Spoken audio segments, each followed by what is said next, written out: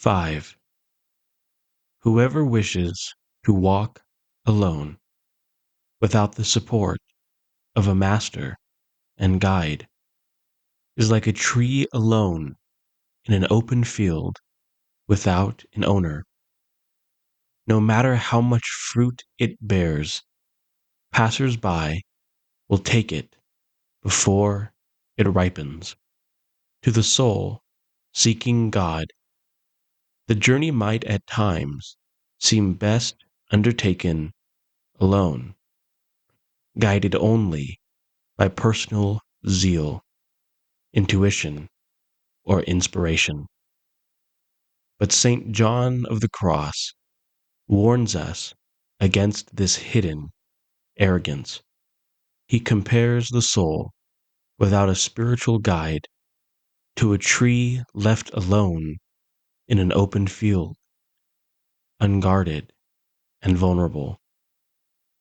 Even if it bears fruit, such as good thoughts, good intentions, and divine experiences, these will be snatched away, spoiled, or misused, because there is no one to correct the errors, to protect the truths, to direct the zeal, or to prune the soul in its perfect season.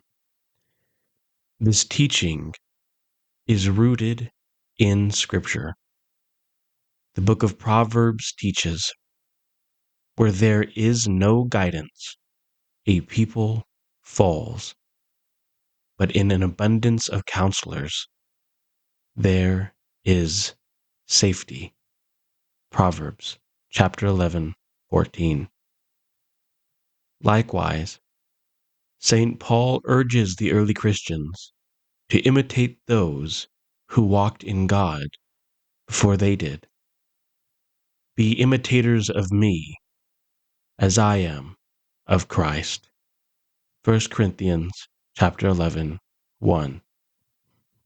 Not only does this reveal the apostolic tradition of discipleship, the spiritual formation under someone further along the path, but it emphasizes the importance of unity and obedience for growth in God. The Desert Fathers also emphasized the necessity of guidance. Abba Anthony once wrote, "Woe to the monk who follows himself as guide and teacher." Saint Benedict, the father of Western monasticism, makes it the bedrock of his rule: do nothing without the advice of your spiritual father. And Saint Teresa of Avila said plainly in her writings on the interior castle, "It is very important to consult people of experience, for we do not know ourselves." There is great humility in seeking guidance. Pride desires independence and often dresses its independence as holiness. But humility, which is truth, understands the need for light from others. Even the greatest saints sought guidance. Saint Francis submitted himself to spiritual fathers, and Saint Catherine was obedient to her confessors, even when misunderstood. In the absence of a guide, spiritual experiences can be stolen by vanity, by misunderstanding, by the devil himself. It is the job of the more experienced Christian to safeguard these holy things, to remove what is dead, and to bring out what is life.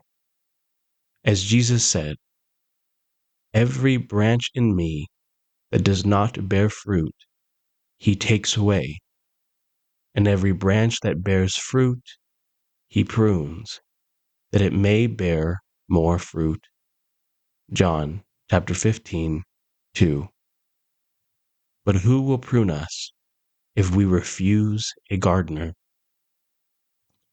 St. John of the Cross does not write this warning harshly, but tenderly.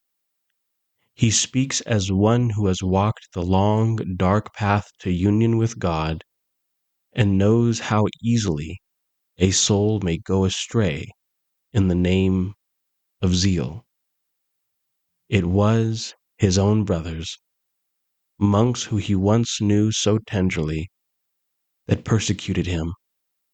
To walk alone is to invite fruitless toil or premature harvest. Therefore, let us not despise the wisdom of the Church, the writings and the companionship of the saints, or the gentle voice of a spiritual director. For the tree that grows under care will bear fruit in its time, and none shall steal what ripens beneath the eye of the Lord.